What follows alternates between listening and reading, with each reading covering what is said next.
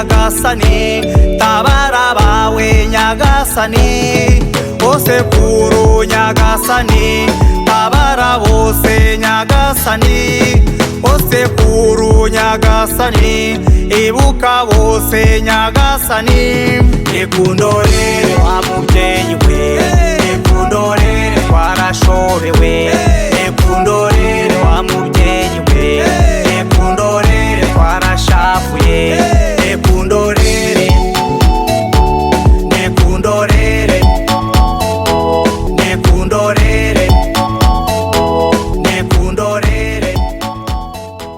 Banyarwanda nshuti bavandimwe aho muherereye mwese ku isi, aho muherereye hose ku isi, abari muri Amerika, ku mugabane wa Amerika, abari ku mugabane wa Aziya, abari ku mugabane wa Oceania, abari muri Afurika, aho muri hose ku isi ndabashuhuze.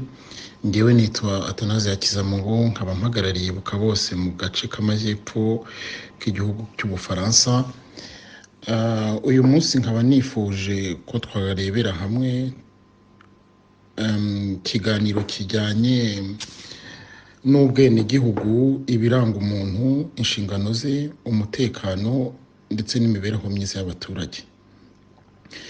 Iki kiganiro kiraza kwibanda ku bintu byinshi. Turaza kurebera hamwe namwe uko igihugu cyacu cy'u Rwanda gifata mu by'ukuri abenegihugu.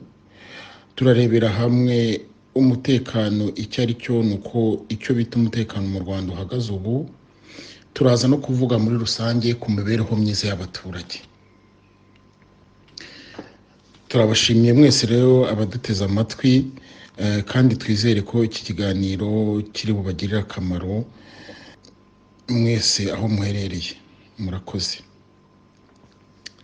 Mu gutangira rero nk'uko nabibabwiye, reka dutangire turebera hamwe twese ubwenegihugu icyo ari cyo, ndetse n'uko ubwenegihugu mu Rwanda ubu ngubu bufatwa, uko abanyarwanda bibona mu gihugu cyabo, uko ubuyobozi buriho mu gihugu bufata abanyarwanda mu gihugu cyabo.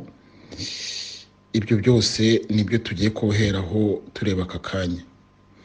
Mu by'ukuri ubwenegihugu ni iki? Ubwenegihugu tugereranyije, umuntu atanze ibisobanuro mu Kinyarwanda, ubwenegihugu umuntu yagereranya akavuga ko ari uburyo bwemewe n'amategeko umuntu runaka aba umwe mu bagize leta iyi n'iyi. Ni ukuvuga ngo iyo mvuze leta dukunda kwitiranya leta na guverinoma cyangwa n'abayobora igihugu. Leta nge navuga ko ari igihugu. Leta mu by'ukuri ni igihugu. Ni ukuvuga rero ubwenegihugu ni uburyo mu by'ukuri bwemewe n'amategeko umuntu uwo ari we wese ashobora kwemererwa cyangwa se aba umwe mu bagize icyo gihugu. Atari ukuvuga umwe mu bagituye, ahubwo umwe mu bagize icyo gihugu, ni ukuvuga umwe mu bagize leta ari cyo gihugu mu by'ukuri muri rusange. Muri ubwo buryo rero habamo ibintu byinshi. Ni ukuvuga ngo uwo muntu uwo ari we wese aba afite ibyo ashinzwe. Ni ukuvuga aba afite ibyo byemerewe gukora no kudakora. Ariko na leta nayo aba afite n'ibyo agomba icyo gihugu mu by'ukuri, bishobora kubamo imisoro, bishobora mu kuba kurengera icyo gihugu, kubaha umuco w'icyo gihugu, n'ibindi byose bijyanye n'amategeko yabagenga icyo gihugu. Ariko hari n'ibyo leta nayo iba igomba umuturage, iba igomba uwo muturage wabyo. Harimo nko kubahiriza uburenganzira bw'uwo muturage, harimo kumucungira umutekano, harimo kumushakira imibereho myiza, kumufasha gushakira imibereho myiza. Mu by'ukuri buri muntu wese, yaba umwenegihugu cyangwa se yaba ubuyobozi buriho, buri wese aba afite inshingano ziwe. Aha rero niho tugiye kureba tukavuga tuti se umwenegihugu w'umunyarwanda, ariwe twita umunyarwanda, inshingano ze arazubahiriza? Ese leta nako ubuyobozi buriho, guverinoma iriho ubu ngubu, n'ubuyobozi muri rusange buriho ubu ngubu mu Rwanda bwubahiriza bwo ibyo bwagombye gukora. Mu by'ukuri iyo urebye muri rusange ukareba ibigenda bibera iwacu mu Rwanda muri iyi myaka ishize ndetse n'ubu, ntabwo wavuga ko umwenegihugu yubahwa. Ubundi ahandi umwenegihugu arubahwa rwose, ugasanga umuntu ashimishijwe no kuba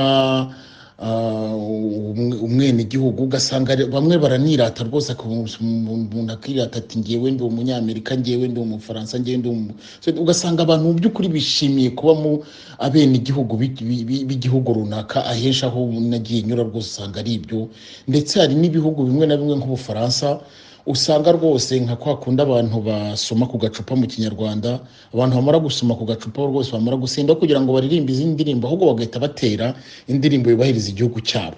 Mu by'ukuri ugasanga ni ishema kuririmba iyo ndirimbo, ndetse bamwe na bamwe kandi ubona haba harimo n'abantu bakiri bato, ugasanga bishimiye kuririmba iyo ndirimbo, ugasanga rwose bamwe n'amarira araje kubera ibyishimo baba batewe no kuririmba iyo ndirimbo yubahiriza igihugu cyabo, ndetse no kuba nyine ari bamwe mu bagize icyo gihugu, akaba ari ishema. Mu Rwanda rero ngira ngo hari n'ibimenyetso biherutse gusohoka, ndakeka ari iperereza ry'ikigo kimwe riherutse gusohoka ryerekana ko Abanyarwanda bari mu bantu ba mbere ku isi batishimye. Ariko kugira mu by'ukuri nyine nk'uko nabivuze hejuru, kugira ngo umuturage ashimishwe n'igihugu cye, yibone mu gihugu cye, nuko hari ibyo nyine ubuyobozi buba bumugomba n'ibyo nawe agomba igihugu cyiwe. Ni ukuvuga ngo ikintu cya mbere ubuyobozi bugomba umuturage ni kumuha uburenganzira bwe. Nicyo kintu cya mbere, uburenganzira ku mutungo, uburenganzira ku bintu byose agomba, uburenganzira muri byose, cyane cyane n'uburenganzira ku buzima. Kuko dushobora kuvuga ibyo byose uburenganzira, dushobora kubarura uburenganzira bwose, ariko uburenganzira bwa mbere burya umuntu agira ni uburenganzira ku buzima bwe.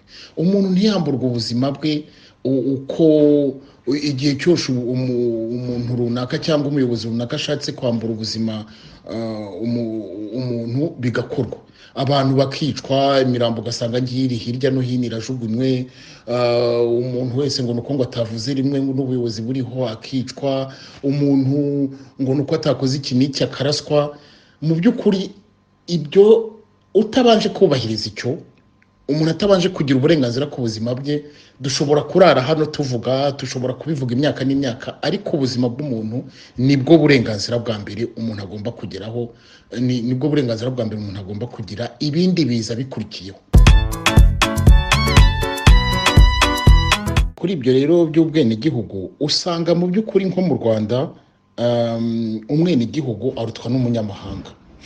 Ni ukuvuga ujya kubona ugasanga abanyamahanga, ugasanga n'urugero abanyamahanga b'inshuti za perezida wacu barimo bamwe mu bigeze bayobora ibihugu, abo ba Sarkozy n'abandi bari muri b'Abanyamerika, akaza cyangwa se n'abandi baza b'inshuti z'ubuyobozi bw'igihugu cyangwa na bamwe mu bayobozi b'igihugu, akaza ugasanga ngo ashaka kubaka iza n'aha, bagafata bene igihugu batanabahaye ingurane, bakabirukana bakabasenyera amazu ngo nuko umuntu runaka ngo yaje y'umunyamahanga ngo yaje ngo gushaka wenda ngo gukora ibyo bita investissement mu Gifaransa cyangwa investment mu Cyongereza, ngo ni umushoramari babonye, niko twabyita mu Kinyarwanda. Abaturage bakimurwa, bamwe bagakubitwa, uvuza agafungwa, amaze agasenywa. Ibyo ni urugero, ibyo ni uburenganzira bw'umuturage. Nta kuntu umuntu ashobora gukunda igihugu cye mu gihe umuturage akorerwa ibintu nk'ibyo.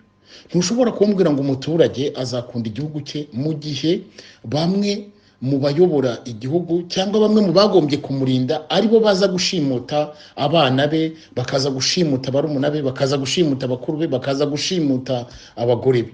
Ntabwo umuntu ashobora gukunda icyo gihugu, kuko inshingano z'ubuyobozi bwa mbere ni ukurinda umuturage, kurinda ubuzima bwe, kurinda uburenganzira bwe. Ntabwo rero igihe ubuyobozi bw'igihugu budashobora ubwabwo kubahiriza no kurinda uburenganzira bw'umwenegihugu, umuturage ashobora kwibona muri icyo gihugu. Niyo mpamvu dusanga Abanyarwanda barahunga buri munsi, hashize imyaka n'imyaka bahunga, n'ubu baracyahunga, yewe hari n'ababa barabuze aho bahungira, ku buryo usanga igihugu kijya kumera nk'aho ari prison, ariko izuba rirasamo byibuze niko umuntu yavuga. Ni ukuvuga rero iki ngiki mu by'ukuri kuvuga ngo umunyarwanda ngo ubwenegihugu bw'ubunyarwanda buhagaze gute. Ubwenegihugu bw'ubunyarwanda umuntu yavuga mu by'ukuri busigaye mu mpapuro gusa, ni ibintu bivugwa mu mpapuro, ariko umunyarwanda ubwe nk'umwenegihugu nta bwenegihugu navuga agira, nta bwenegihugu agira, nta gihugu mu by'ukuri umunyarwanda bafite, kuko igihugu kiri mu maboko y'abantu y'umuntu umwe, kiri mu maboko y'agatsiko kamwe kica kakambura kagatoteza uwo gashaka, ubundi abandi bagasa nkaho ntawe ushobora kubaza ati ko murumuna wanjye yabuze, ko murumuna wanjye yishwe, ko inzu yanjye bayisenye. Ntawe ushobora kubaza icyo kibazo. Ubajijwe ikibazo aba ari umwanzi w'igihugu, waba agomba kwicwa cyangwa agafungwa. Ubwo rero mu by'ukuri navuga ko abanyarwanda nta bwenegihugu ubu ngubu bafite, ahubwo ni ukureba nyine ukuntu bashaka ubwenegihugu, kuko ubu ntabwo bafite, bagomba kongera bakisubiza ubwenegihugu. Kwisubiza ubwenegihugu rero ni uko ubwabo nk'uko nabivuze, abanyarwanda ubwabo bubahiriza amategeko, bubahiriza ibyo basabwa. Ni ukuvuga barasora imisoro barayisora, kuko biri mu nshingano z'abaturage, bakayiha leta kugira ngo leta ibakorere ibyiza. Abanyarwanda barakora, bakorera igihugu cyabo mu buryo bujyanye n'amategeko. Abanyarwanda ntabwo bavuga ko ari abantu batubahiriza amategeko, barayubahiriza amategeko igihugu kibasaba, yewe nakomeye nakakaye barayubahiriza. Ahubwo ku ruhande rumwe ni uko uruhande rw'ubuyobozi bwabo butubahiriza ibyo inshingano zisabwa, basabwa kubahiriza inshingano. Ubwo rero navuga ko mu by'ukuri ubwenegihugu ni ihuriro ry'abantu babiri, ni ikintu gihuza abantu babiri, gihuza umuturage n'igihugu cye. Ni ukuvuga igihugu cye nyine kiba gihagarariwe n'ubuyobozi.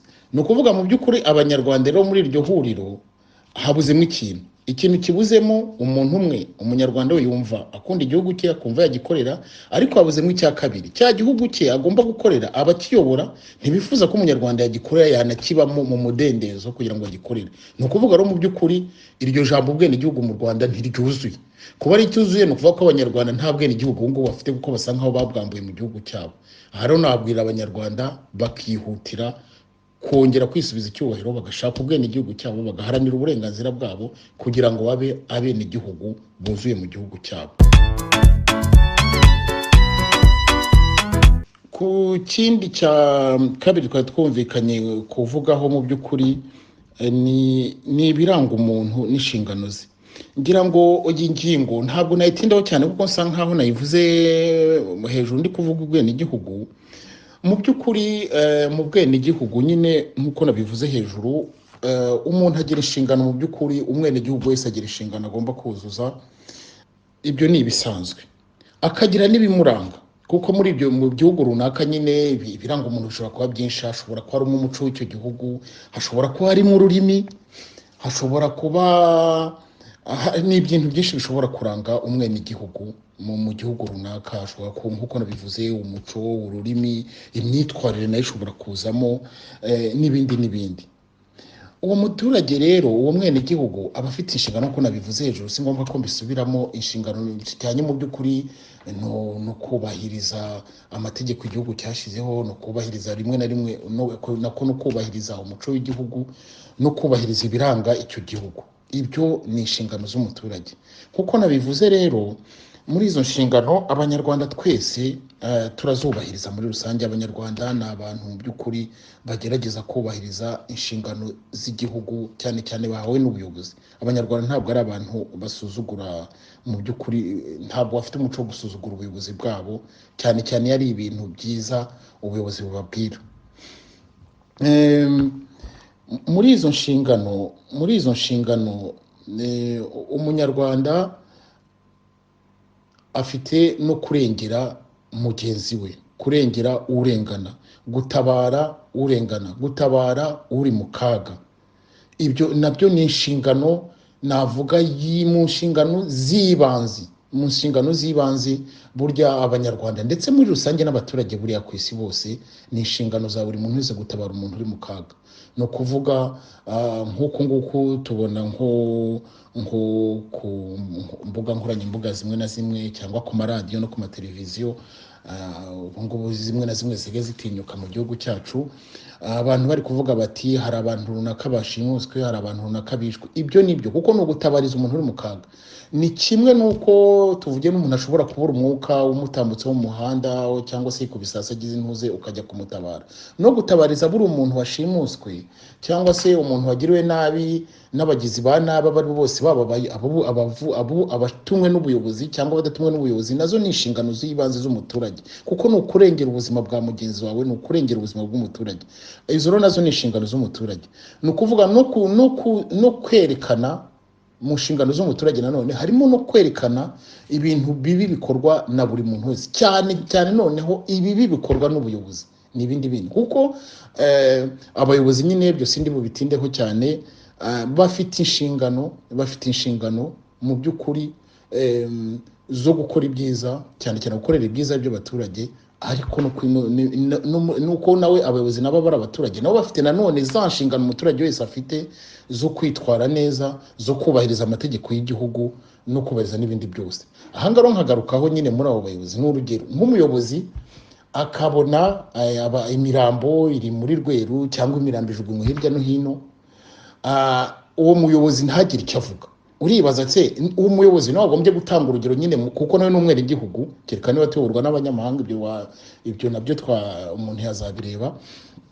Uwo muyobozi we ko afite inshingano zo by'umwihariko anahemberwa zo kurengera umuturage, noneho akagira n'inshingano nanone nk'umuturage wenda usanzwe w'igihugu zo kurengera abari mu kaga no gufasha abari mu kaga. Ni gute umuyobozi ashobora kubona imirambo ikwirakwiye hirya no hino, inyanyagiye hirya no hino, ndetse imwe n'imwe ari wategetse ngo bayice agaceceka ntagire ikintu avuga?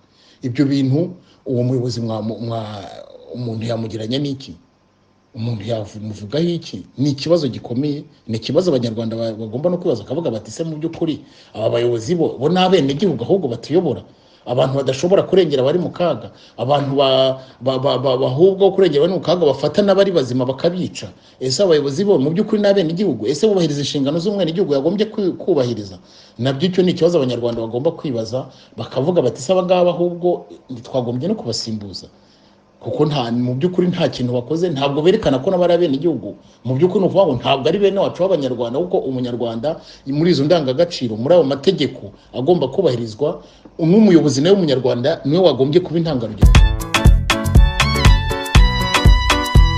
Ikindi cya gatatu nashakaga ko tuvuganaho namwe banyarwanda mutwumva aho muri hose ku isi mudukurikiye, ni ikibazo mu by'ukuri kijyanye n'imibereho myiza y'abaturage ndetse n'umutekano. Iyi ngingo y'imibereho myiza y'abaturage n'umutekano nabifatanyije kubera ko mu by'ukuri nubwo inshuro nyinshi tuvuze umutekano twumva ibya gisirikari gusa cyangwa se iby'abapolisi n'abandi na ba daso n'abandi bagenda aho bari hose banyanyagiye mu Rwanda bafite imbunda, twumva ko umutekano ari bo. Ariko nabifatikanyije n'imibereho myiza y'abaturage kugira ngo mbereke ko mu by'ukuri burya umutekano wa mbere ni imibereho myiza y'abaturage. Nuko umuturage agomba kuba abayeho neza, avurwa, habwa uburenganzira bwe. Ntabwo umutekano ari umuntu ufashe imbunda uri gutambuka hirya no hino mu gihugu, kubera ko n'igihugu cy'u Rwanda kugeza uyu munsi ntabwo tuzi ko kiri mu ntambara. Nta ntambara izwi, kuko nta ntambara abayobozi bigeze batubwira ko barimo. Ntabwo ubundi mu Rwanda hagombye kuba hanyanyagiye abantu bafite imbunda bameze kuriya. Ahubwo mu Rwanda umutekano rwagombye kuba rwitaho ni umutekano w'imibereho myiza y'abaturage. Ni ukuvuga ngo ibyo nakwita mu gifaransa tubigeranyije nibyo bita sécurité sociale. Ni ukuvuga imibereho myiza y'abaturage, umutekano mu biribwa, umuturage akarya neza ntiyicwe n'inzara, umuturage akavurwa neza ntiyicwe n'uburwayi bwo hirya no hino, umwana akiga neza, ibikorwa by'amajyambere hirya no hino. Nicyo kintu mu by'ukuri ngubu leta yagombye kwibandaho, ariko ubona atari byo yibandaho, ahubwo yibanda mu kugurira imbunda abaturage no kwigisha imbunda abaturage ngo bahagarare. Ugasanga agace ibyo umuntu yakwita nka serire, agace gato k'igihugu gatuwe n'abaturage nka 200, ugasanga karimo abantu nka 20 batuze imbunda ngo barindire umutekano w'abaturage kandi igihugu kitari mu ntambara. Ibyo rero niyo mpamvu nifuje gufatanya izi ngingo ebyiri, umutekano n'imibereho myiza y'abaturage, kubera ko umutekano mu by'ukuri ntabwo ari imbunda, ntabwo umutekano ari imbunda, ntabwo ari abasirikare, umutekano si abapolisi. Umutekano ni igihe umuturage ahabwa uburenganzira bwe bwose bwo kwishyira akizana, ikindi akabona ibyo kurya, akabona ubuvuzi, umwana we akiga neza. N'ibyo mu by'ukuri niwo mutekano nyawo muri rusange. Uwo niwo mutekano wa mbere. Igihe umuturage adafite ibyo bintu by'ibanze maze kuvuga bijyanye n'ubuzima bwiza n'uburenganzira bwe, ibyo kumubwira ngo abantu ngo bafashe imbunda ngo bari kumucungira umutekano ntacyo bivuze. Amafaranga ashorwa muri izo mbunda, ndagira ngo mbabwire ko u Rwanda ntirunakora imbunda, ruzitumiza hanze.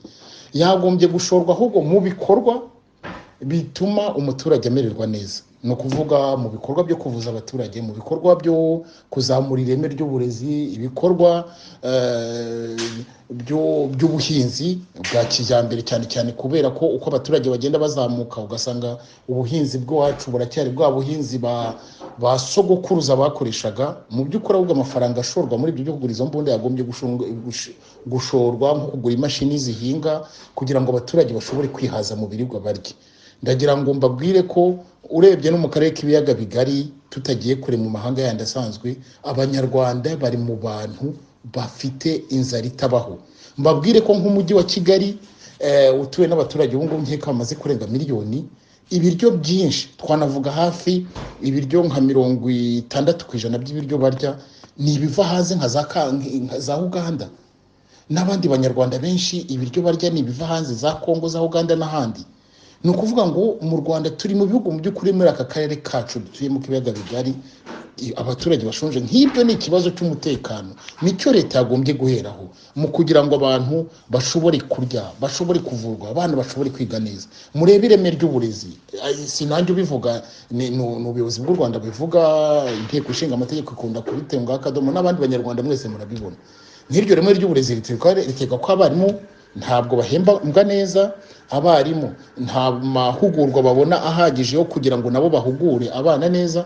Ibyo aho kugira ngo wirirwe ugura amabunda yo kwirwa abantu batembera ngo barinde inyungu wenda z'agatsiko runaka, wagombye ahubwo gushora amafaranga muri ibyo bikorwa byose, aho umuturage amererwa neza, umuturage akagira umutekano usesuye. Kuko umutekano ndabisubiramo inshuro nyinshi cyane, wenda ashobora no kubisubiramo n'inshuro 100, nzahora nanabisubiramo. Umutekano ntabwo ari imbunda, umutekano ahubwo ni uburenganzira, ukwishyura ukwizana k'umuturage n'imibereho myiza y'abaturage muri rusange. Nibyo ngibyo. Ntushobora kuvuga ngo urarasa umuturage igihe ushakiye. Imirambo tujye twirirwa tuyibona hirya no hino, yo za Nyungwe, yo za Rweru, no hirya no hino mu gihugu, imirambo igiye irambitse hirya no hino, ngo uvuge ngo umuturage ngo afite umutekano. Uwo ntabwo ari umutekano mu by'ukuri.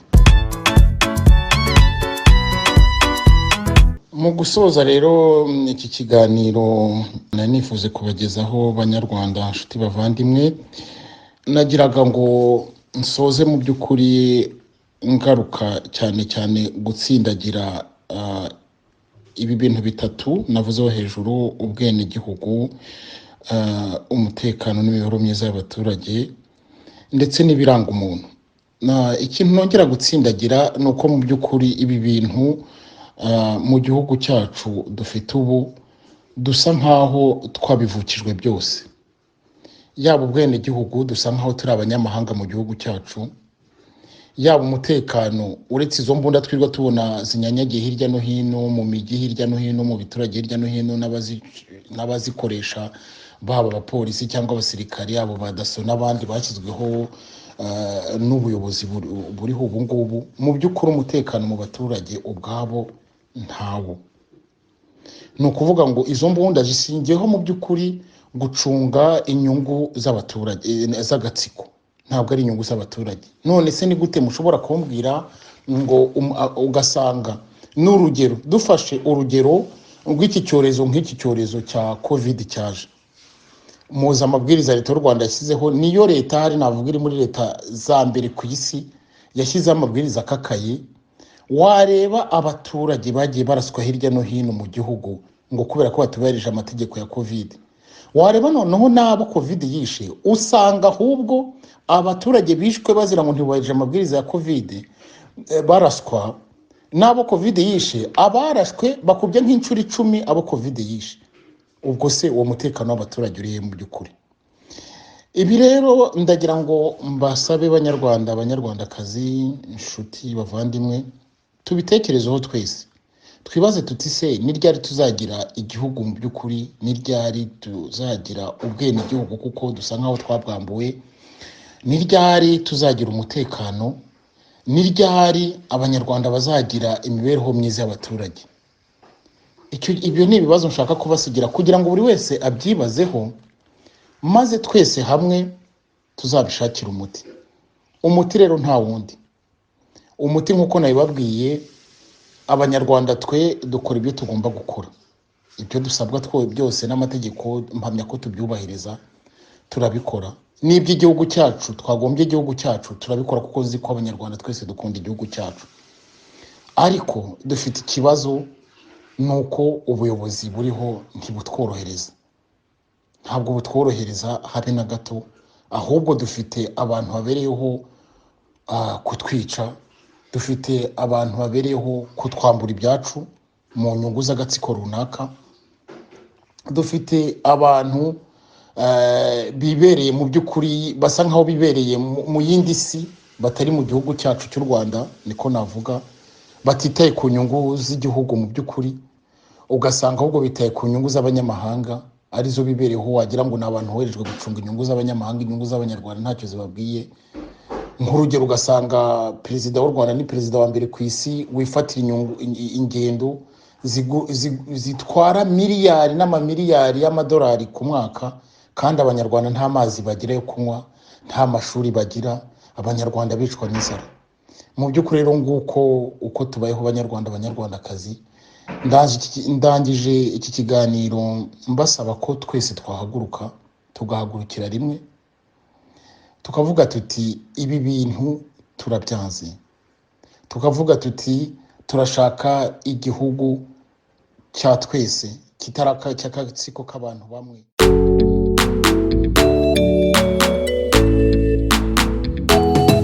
Iyumvire uzaramba, iyumvire Karasira, osekuru Nyagasani, tabara bawe Nyagasani, osekuru Nyagasani, tabara bose Nyagasani, osekuru Nyagasani, ibuka bose Nyagasani.